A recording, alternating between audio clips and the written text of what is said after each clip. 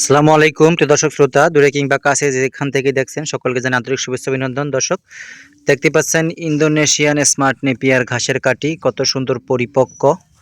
এই ঘাসগুলা হচ্ছে 22 থেকে 25% প্রোটিন সমৃদ্ধ ঘাস।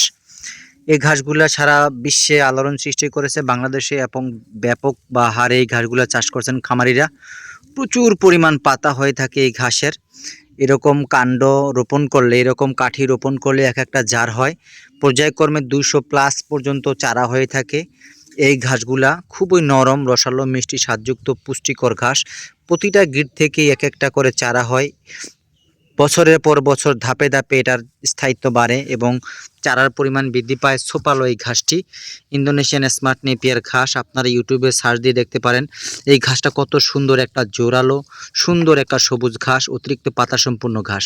সেই ঘাসটা চাষ করতে হলে এরকম উন্নত জাতের ঘাসের কাটিং রোপণ করতে হবে।